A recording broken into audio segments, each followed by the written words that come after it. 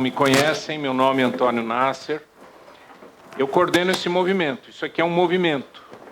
Isso aqui não é uma empresa. Isso aqui não é uma igreja. Para um pouquinho, pare de mexer. Isso aqui é um movimento.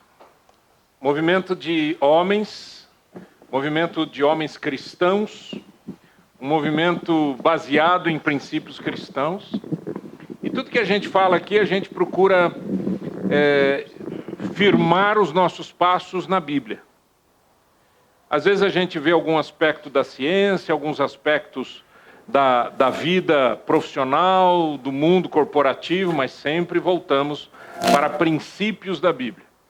Eu estava pedindo a Deus uma palavra para esse momento, e a palavra que eu creio que seria interessante a gente conversar seria sobre esse tema, influenciadores e influenciados. Influenciadores e influenciados. Eu não vou falar de influenciadores youtubers, influenciadores digitais. Eu vou falar sobre como que a gente é influenciado e a gente influencia as pessoas o tempo todo. Nós somos assim. Nós somos seres humanos, graças a Deus, que somos complexos, plenos de desafios na vida. E para a gente conversar um pouquinho sobre isso, eu queria fazer uma meditação rápida em cima de uma questão da ciência, muito interessante. Você está andando num parque e de repente um homem à sua frente é atingido por um frisbee. Frisbee é essa bolinha, esse disco, obrigado. E alguém, o que você faz? A pessoa está na sua frente e atingida assim. O que acontece? Que reação que você tem? Corporal. Não, esse é o segundo passo. O primeiro passo é que você desvia também. Certo ou não? A gente tem uma reação que a gente chama de reflexo, ainda que não venha na minha cara. Ou você está assistindo uma corrida na televisão e os atletas de alta performance quase chegando na linha de chegada, o seu coração fica tum, tum, tum, tum, tum, tum, tum, tum, tum, certo ou não? Ou você está vendo um time de futebol, ou um time de basquete, ou que seja, algo que te produz essa adrenalina.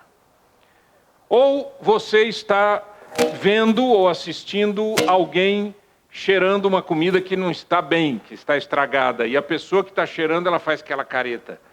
Imediatamente você sente isso no estômago. Certo ou não? Isso, gente, é algo muito interessante que a ciência descobriu em 94, assim como que por acaso, na Universidade de Parma, na Itália, os neurocientistas Giacomo Rizzolatti, Leonardo Fogassi e Vittorio Galesi, eles estavam fazendo, na verdade, uma análise usando macacos, primatas. Naquela coisa de um copia o outro, quando ele, não é? O animal que copia, ou o outro animal ou que copia a gente, e que faz algum gesto, etc. Só que ele descobriu que, na verdade, nós, seres humanos, temos isso que eles chamaram, depois de muita pesquisa, de neurônios espelho. Há uns 5 anos atrás eu falei sobre isso numa reunião de homens, só que eu apliquei para uma outra coisa diferente do que eu vou aplicar hoje. Em 2001, um grupo coordenado por Giovanni Buttino resolveu estudar esses neurônios mais a fundo usando a ressonância magnética funcional. Os pesquisadores mediram a atividade cerebral de voluntários enquanto eles assistiam a um vídeo que mostrava sequências de movimentos de boca, mãos e pés. Ou seja, a ideia do neurônio espelho é que, e todos nós temos, e eles são partes dos neurônios motores. E esses neurônios são o seguinte: quando existe alguém fazendo alguma coisa que te faz sentido, imediatamente eles descobriram através da ressonância magnética que a pessoa que está assistindo aquilo tem as mesmas áreas do cérebro são ativadas. Deu para entender? Alguém está agindo, alguém está fazendo alguma coisa, alguém está se movimentando em alguma área e a pessoa que está assistindo tem uma uma atividade neural parecida com a do outro. Mas seriam apenas movimentos aleatórios? Esse Dr. Dan Siegel, ele diz uma coisa: quando vemos uma intenção por detrás da ação, uma parte do nosso cérebro é ativada. É assim que imitamos o comportamento humano. Ou seja, ele diz que se você mexe a mão de um lado para o outro, não acontece nada com a outra pessoa. Você levanta a mão aleatoriamente, não acontece nada no cérebro da outra pessoa. Por isso que ele pegou uma garrafa de água e colocou na boca, enquanto ele estava dando essa entrevista, dizendo: esse gesto é um gesto que faz sentido, que nós conhecemos, que ele é importante para nós. Então, imediatamente, aquilo aciona levar uma garrafa à boca, por exemplo. Um caso clínico de sucesso sobre essa questão dos neurônios, você está vendo que isso é novo, né? Não tem 20 anos, essa descoberta. Não a descoberta tem, mas o estudo de tudo isso. Em 2013, esse casal de italianos, esteve no TED. Vocês conhecem aquele TED, né? De palestras, né? Que são palestras extremamente boas, importantes. E eles estavam contando a história do filhinho chamado Mário. E a criança, com apenas 10 dias de vida, teve um derrame perinatal no lado direito do cérebro, o que o deixou incapaz de mover o lado esquerdo do corpo. E ali, obviamente, ele contando isso, eu assisti a palestra dele, ele contando toda a luta, a dificuldade, as culpas, as dores, por que, Senhor, por que aconteceu isso, meu Deus, o que está acontecendo, etc. Até que eles descobriram esta experiência, né, de neurônios espelho, e eles disseram: nós queremos participar disso. E a ideia toda era que eles mostrassem para a criança o tempo todo os gestos. Levar a mão à boca, mexer o pezinho, fazer assim, fazer assado. Por quê? Porque se a criança, com seus neurônios espelho, pudesse começar a repetir, de alguma maneira isso poderia alterar as relações neurais nessa criança. E eu vi essa criança entrando no palco, não é? Sem mancar. Com algumas dificuldades ainda, mas muito melhor. Não é? Simplesmente porque começou a fazer esse exercício. Agora, uma coisa interessante que esse casal fala, ele diz assim, que enquanto eles estavam fazendo aqueles gestos, etc., para a criança começar a repetir aqueles gestos, ele percebeu uma coisa muito maior do que o movimento físico. Eles perceberam que a criança não estava mais olhando para as mãos e os pés deles, mas estavam olhando para eles. O quanto que isso, e ele dizendo, o quanto que isso é importante, porque as crianças estão nos olhando. Olhando a maneira como nós agimos, a maneira como nós fazemos, a maneira como nós nos portamos. Você pode esconder de quem você quiser, você não esconde das pessoas que estão ao seu lado. Como você age, como você reage, isso você não tem como esconder. Não tem escapatória, simplesmente simples assim. O que a Bíblia nos ensina sobre essa questão de comportamento humano imitador? Não é? Nós estamos falando aqui de uma questão de neurônios que copiam, etc. Mas e o comportamento? O que a Bíblia ensina sobre isso? A primeira coisa que eu quero lembrar é sobre a pessoa do Senhor Jesus. E por que eu quero lembrar? Porque o Senhor Jesus deixou um texto lá em João 13, João escrevendo sobre o texto, sobre a situação toda. Diz o texto que Jesus, depois de lhe ter lavado os pés, João 13, 12 a 15, depois de lhes ter lavado os pés, tomou as vestes e, voltando à mesa, perguntou-lhes: compreendeis o que vos fiz? Vós me chamais o Mestre e Senhor e dizeis bem, porque eu sou. Ora, se eu, sendo o Senhor e o Mestre, vos lavei os pés, também vós deveis lavar os pés uns dos outros. Porque eu vos dei o quê? O exemplo. Para que, como eu vos fiz, façais vós também. Veja que interessante. O nosso corpo, e eu creio na criação, eu creio na direção de Deus, eu creio que Deus fez a gente. E Deus colocou essas características no ser humano da imitação. Desde bebezinhos a gente vai andando por imitação, a gente aprende a falar por imitação, a gente aprende a andar por imitação, a gente imita o tempo todo. Os nossos neurônios, não esses apenas espelho, mas todos eles, mais de 100 bilhões de atividades neurais e neurônios, etc. Isso é uma coisa impressionante, numa massa que até pouco tempo atrás, aliás, ainda hoje é muito difícil de se compreender o cérebro, mas no meio de tudo isso, veja a força da imitação, a força do exemplo. Tudo que você faz, alguém está vendo, e alguém que está vendo vai ser de alguma maneira influenciado, mesmo que a pessoa não queira. Isso se estuda hoje em neurociência, em palestras. Alguns utilizam isso até um pouco de forma exagerada, eles estão chamando isso de rapport. Rapport é uma palavra inglesa que quer dizer conexão. Você faz conexões, você cria ligações com a pessoa. Então essa coisa, por exemplo, de você estar sentado na frente de uma pessoa e a pessoa põe a mão no cabelo, você põe a mão também. A pessoa cruza a perna, você cruza também.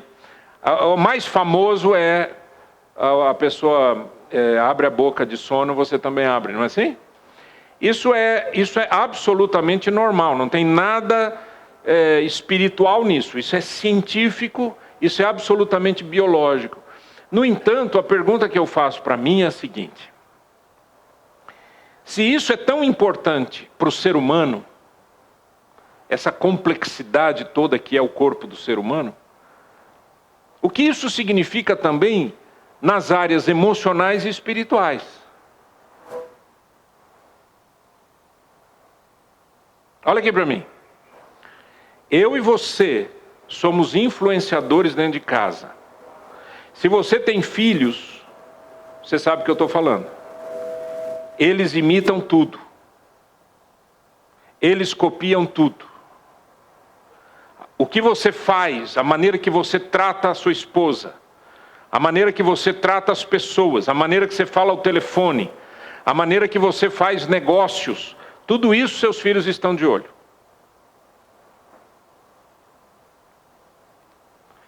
E não precisa forçar, não precisa dizer me copie, eles vão copiar. A criança copia como os pais andam, a criança copia como passa a mão na cabeça, como faz isso, como faz aquilo, certo ou não, gente? Certo. Não tem absolutamente nenhum esforço nisso. No entanto, existe um esforço necessário para a gente, e que Jesus deixou claro. O que Jesus fez naquele dia? Vocês lembram do texto? O que ele fez? Os discípulos estavam ali e ele fez o trabalho de escravo. Ele pegou uma bacia com água, pegou uma toalha, colocou no ombro e foi lavar os pés. Deixa eu explicar uma coisa para você. A gente tem alguns rituais que a gente chama hoje de lava-pés. Não é nada disso.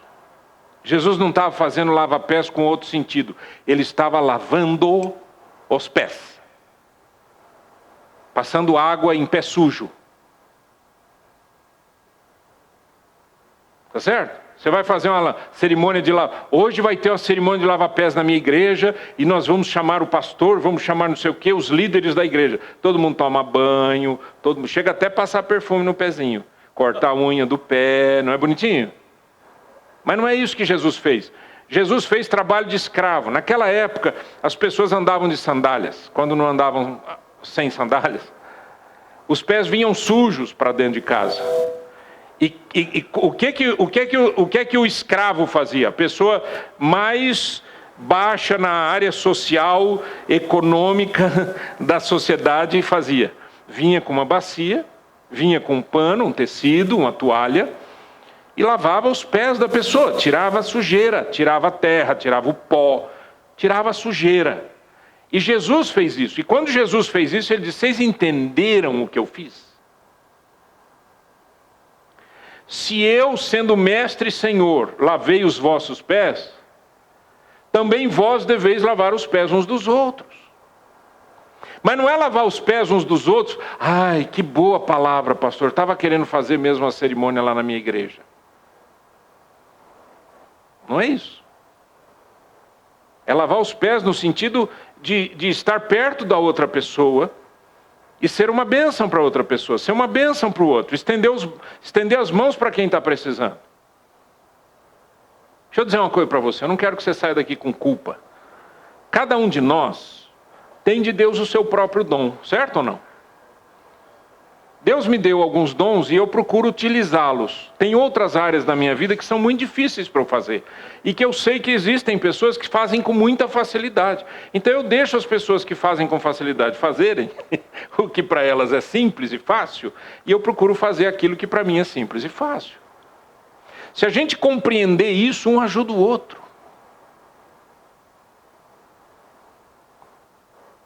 Recentemente eu fiquei sabendo de um membro da nossa família, pouco distante ainda de mim, mas membro da nossa família, e que um jovem casado descobriu que está com metástase, que está com câncer em fase avançada. Os médicos não dão nenhuma esperança. Dá uma sensação muito difícil, né? Ruim dentro do coração da gente, a gente fica impotente, né? Você não sabe o que fazer, e aí, agora o que eu faço? Alguns anos atrás, eu digo alguns, mas são bastante. Década de 80, eu estava visitando um hospital do Servidor na cidade de São Paulo, e eu fui visitar uma senhora que estava com câncer na mama. E na verdade a história é mais longa, porque eu fui até a casa dela a pedido de alguém que conhecia essa senhora, e é uma jovem senhora, mas ela não queria ir para o hospital de modo algum. Não queria, e sei lá por medo, sei lá pelo que, eu fui, conversei com ela, orei com ela, etc. Olha, você precisa, os médicos estão te chamando, há um problema aí sério, é preciso resolver essa situação. E ela foi para o hospital, e eu visitei ela no primeiro dia que ela estava lá dentro, né, no hospital, internada, e falei com ela, ela respondeu, etc., orei com ela e fui embora. Na hora que eu fui embora, aconteceu alguma coisa interessante na minha vida. Eu me lembro como se fosse hoje. Eu fui pegar o meu carro, que estava na rua, estava assim, estacionado, e a hora que eu pus a mão na porta, para abrir a porta, na maçaneta, me veio uma mensagem ao coração. E a mensagem era assim: você veio, fez uma visita, a visita tem que ser curta, e você vai embora, e essa pessoa agora vai ficar horas e horas e horas e horas e horas e horas sozinha. E naquele momento me veio uma ideia de criar mensagens curtas para doentes. Louvado seja Deus, para eu fazer gravações não é complicado, para eu escrever não é complicado. Lembra do que eu falei? Aquilo que você faz com mais facilidade, faça, né? E gravamos, chamava-se Esperança, fita cassete. É a turma aí que nem sabe o que é isso, fita cassete. E esses dias o meu filho, algum tempo atrás, alguns meses atrás, o meu filho compôs uma música chamada Milagres. E conversando com meu filho, eu passei essa visão para ele. Ele era pequenininho quando isso aconteceu. E ele disse: pai, a gente podia fazer de novo mensagens assim. Eu falei: tá bom. Entrei no estúdio, gravei mais algumas mensagens sobre milagres de Jesus. E aí vem a mensagem, a leitura da Bíblia, mensagem bem curta, e termina com o refrão da música do Daniel.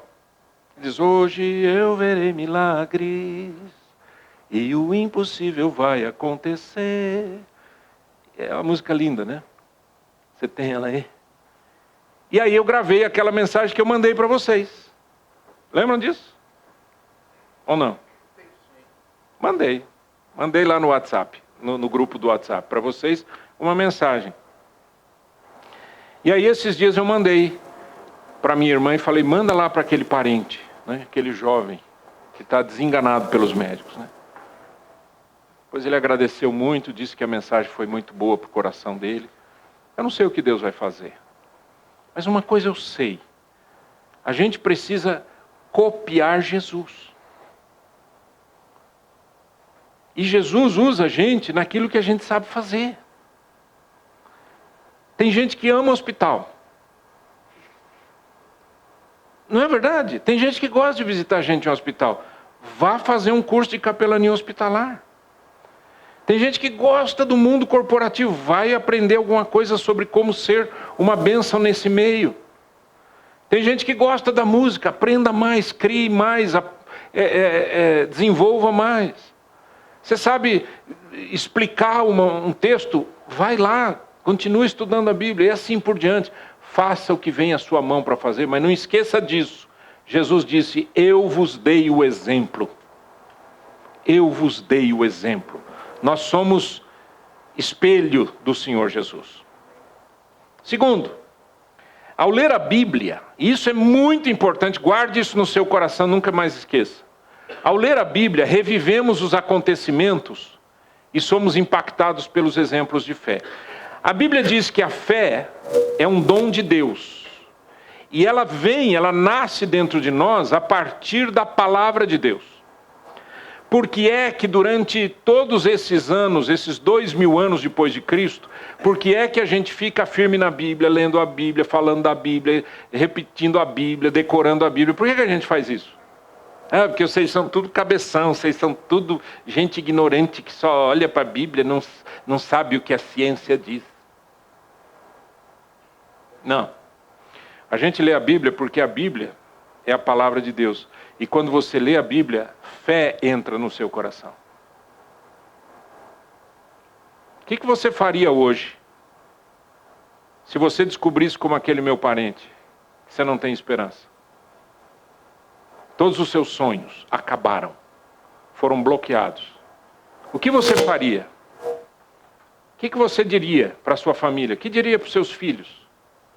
Se tudo parasse hoje, tudo acabasse hoje, e você tem alguns meses de vida, o que você faria? Eu vou dizer o que você faria. Você entraria em desespero e correria para Deus e diria, Deus me ajuda. Certo ou não? Então por que você não corre agora? Por que você não lê a Bíblia agora? Então veja o texto bíblico, diz assim, Tiago 5,10. Dá para ler? Vamos ler? Irmãos, tomai por modelo no sofrimento e na paciência o quem? Os profetas, os quais falaram em nome do Senhor. Eis que temos por felizes os que perseveravam firmes. Tendes ouvido da paciência de Jó, e vistes que fim o Senhor lhe deu, porque o Senhor é cheio de terna misericórdia e compassivo. Veja bem, gente, Tiago está falando para um público que não conheceu Jó, mas ele está dizendo, tendes ouvido da paciência de Jó, e vistes que fim o Senhor lhe deu. Ou seja, os textos bíblicos, os acontecimentos santos e sagrados enchem o nosso coração de fé. Existe aqui um espelhamento. Quando você está lendo a Bíblia, eu não sei se você faz isso, mas quando eu estou lendo a Bíblia, eu estou lendo lá e eu estou pensando naquilo e a minha vida, aquilo e a minha vida, aquela situação e a minha vida. O tempo todo eu vou costurando com a minha existência, por quê? Porque eu sou espelho daquilo. Jesus disse assim, aquele que crê em mim, rios de água viva fluirão do seu ventre. Eu não leio isso e digo, nossa, que bonito. E corro para pôr no Facebook com um monte de florzinha. Não, eu leio isso e digo, bom, eu creio no Senhor. Eu quero esses rios de água viva fluindo da minha vida. Percebeu? A fé é uma relação com Deus numa simbiose incrível. Como se nós fôssemos esses neurônios espelho. A gente ouve, aprende, cresce e copia, imita. Veja o que a Bíblia diz ainda. Paulo, o apóstolo, ele também era influenciador e influenciado, E ele disse o seguinte, leia comigo, 1 Coríntios 11:1. Leia comigo. Sede meus imitadores, como também eu sou de Cristo. De novo. Sede meus imitadores, como também eu sou de Cristo. A vida cristã é assim. O que Paulo está dizendo é, eu imito a Cristo. Aí você vai dizer assim, ô pastor, não estou entendendo uma coisa.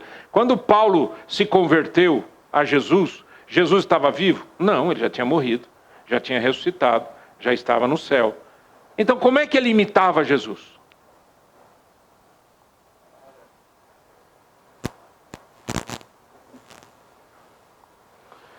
Você imita Deus, você imita o Senhor pela palavra que você lê, pelos escritos santos que você lê e pelo relacionamento espiritual que você tem com Ele. Se você for uma pessoa saudável, por favor, entenda o que eu vou te falar. Se você for uma pessoa saudável, porque tem gente doente mentalmente, certo ou não? Tem gente que fala que é Deus, tem gente que fala que é Jesus, tem gente que fala isso, fala aquilo, a pessoa está doente da mente. Mas se você for uma pessoa saudável, e você disser para o Senhor, Senhor, eu quero ter um relacionamento com o Senhor, eu quero aprender do Senhor, eu tenho absoluta certeza que Deus vai ensinar você.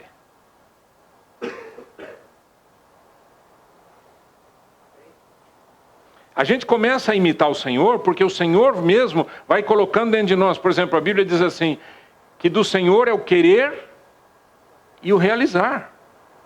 Ele coloca dentro de você o desejo para você fazer coisa boa. Alguém uma vez disse a seguinte frase, a pessoa para ir para o inferno tem que fazer um esforço lascado. Porque a graça de Jesus é muito grande, o amor de Deus é muito grande, só que as pessoas ficam rejeitando Deus a vida inteirinha. Principalmente os jovens que acham que são eternos. Que a meninada acha que é eterno, né? A meninada acha que não vai nem envelhecer, né? Você chega para um jovem e diz assim, o que é velho para você? Diz, velho é um homem de 40 anos. A maioria de nós aqui estaria absolutamente já no asilo, não é verdade? Já estaria morto já, né? Eu com 61 eu sou o quê? Vovô? Deixa eu falar uma coisa para você. Quando a gente passa a imitar o Senhor Jesus através das Escrituras, a nossa vida passa a gerar vida por onde você passa. O apóstolo Paulo usa um símbolo bonito, ele diz assim, que nós somos o bom cheiro de Cristo. Você já entrou num lugar perfumado? Não perfumado, eu sei que você já entrou em muitos lugares, mas perfumado, um lugar agradável. Não vamos nem longe. Sabe assim, quando você entra num lugar assim, numa reunião, e todo mundo passou em casa e tomou banho? Tem aquele cheirinho de frescor, não é gostoso? Né? Paulo diz que nós somos o bom cheiro de Cristo. Olha que bonito isso. Nós somos o bom cheiro de Cristo. Eu como coach, eu atendo as pessoas individualmente. E tem gente que acha que coach é igual palestrante de motivação, né? Coisa é uma coisa, outra coisa, outra coisa. Eu trabalho individualmente, trabalho 1 hora com cada pessoa. Sentou um cara na minha frente, eu olhei para ele e falei, e aí, como é que foi a sua semana? Ele falou assim, difícil, aliás, hoje, que complicado, e não sei o que, e começou a falar um monte de rolo e não sei o que, levei bronca e... Aí ele olhou para mim, ele parou, olhou para mim e falou assim, nossa, é tão bom vir conversar com você, você tem um olhar manso, você tem uma palavra mansa, gostoso, né? Aí você vai dizer assim, é porque você não tinha levado bronca do chefe, né? Não, é porque eu tenho Jesus na minha vida. E a graça de Jesus acaba espalhando sem você perceber. Eu não estava fazendo tipo.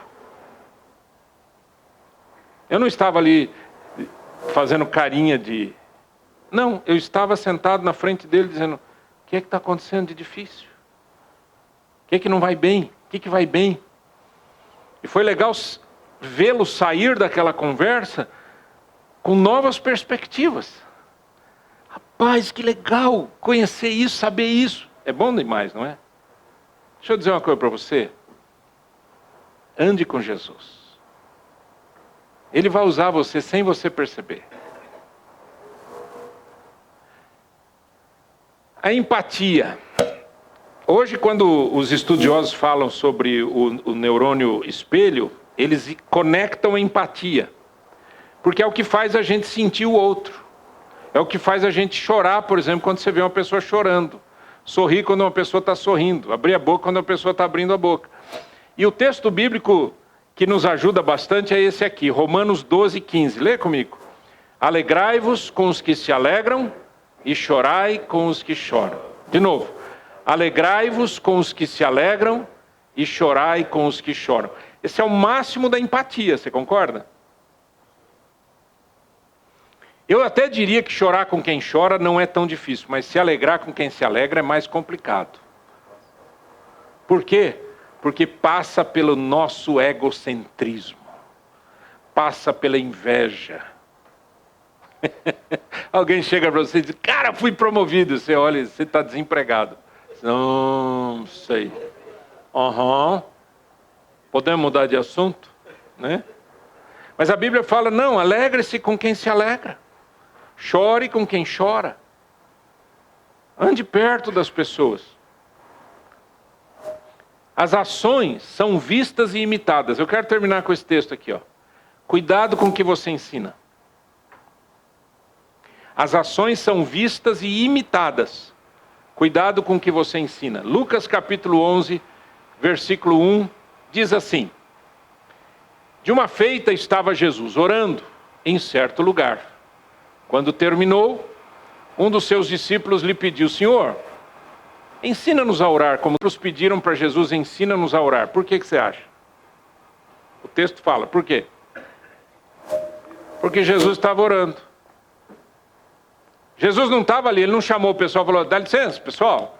Ô, discípulos, por favor, presta atenção. Eu vou orar agora, eu vou falar com Deus, vocês fiquem olhando. Ele não fez isso. Ele se retirava para orar. Mas a atitude dele gerava muita coisa. Gerava exemplo, gerava desafio e gerava no coração das pessoas um sentimento de, eu não sei o que é isso. Eu não sei fazer isso. Senhor, ensina-nos a orar. Eu não sei orar. Me ensina, Senhor. Da mesma maneira que eu estou falando do modo positivo, gente, pense do lado negativo. Pense o quanto a sua existência acaba gerando pessoas imitando você, porque você está ensinando em silêncio. Agora, o que você está ensinando é bom?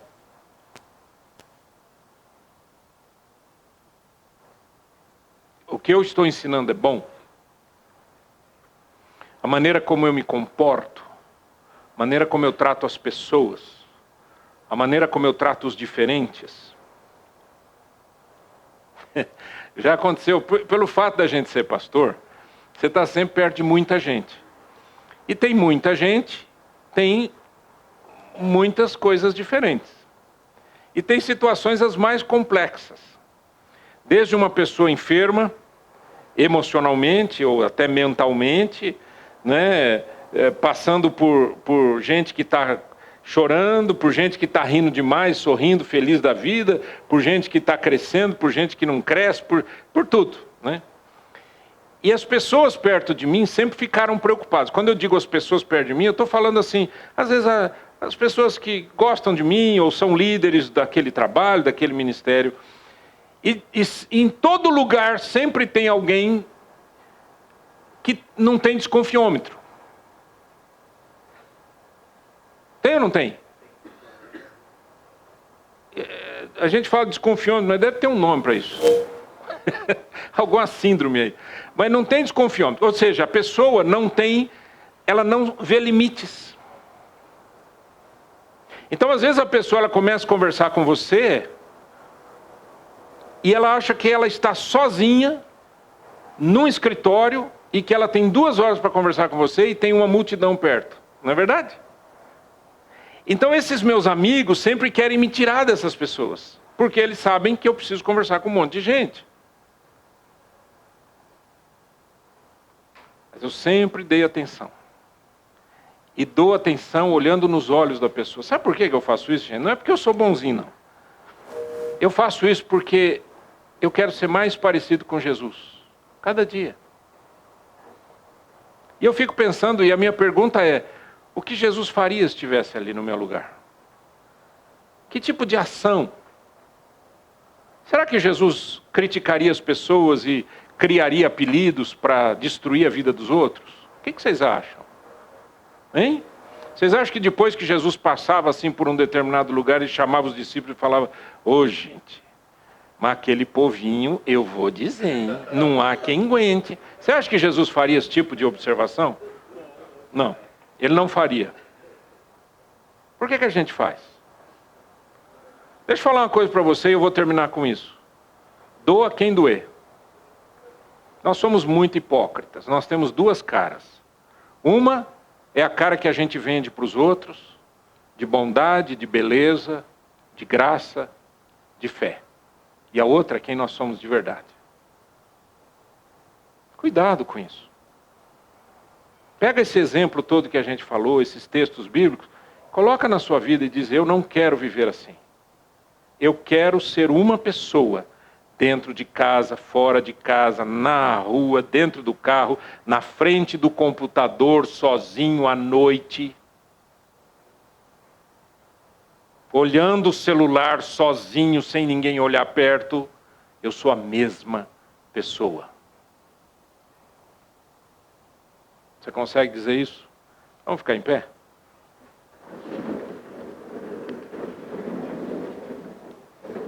Deus eterno, não há absolutamente nada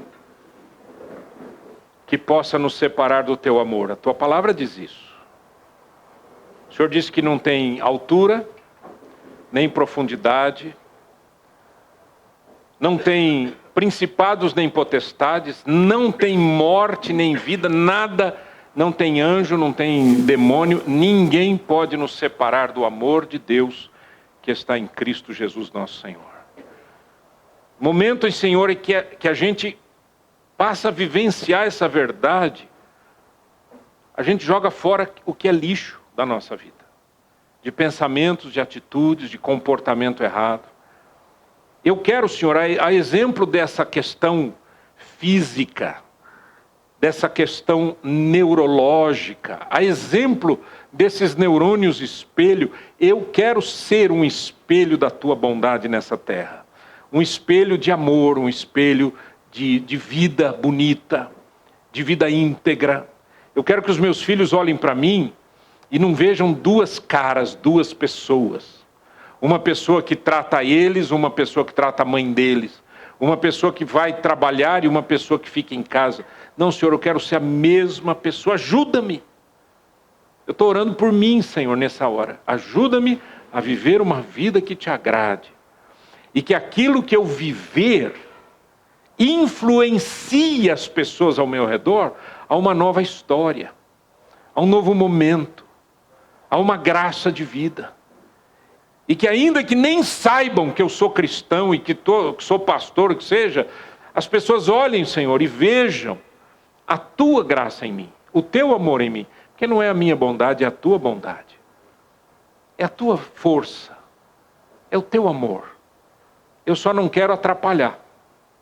Eu só não quero atrapalhar a ação do teu amor nesta terra. Ajuda-me, Senhor. Ajuda cada homem que está aqui. Ajuda cada pessoa que está ouvindo esse podcast. Qualquer pessoa que estiver assistindo essa mensagem. Ajuda cada pessoa, homem ou mulher, jovem, criança, adolescente, adulto, pessoa da terceira idade como eu sou. Meu Deus, que cada um de nós olhe para o Senhor e diga, Deus, eu quero imitar a tua vida, olhando para Jesus Cristo, teu Filho amado. E no poder do Espírito Santo, poder influenciar esse mundo a uma transformação para a tua glória. Em nome de Jesus. Amém. Você que nos assiste ou nos ouve, esse é o movimento Palavra de Homem. Entre no site www.palavradehomem.com. Deus te abençoe. Queridos, Deus abençoe a todos. Fiquem na paz de Deus.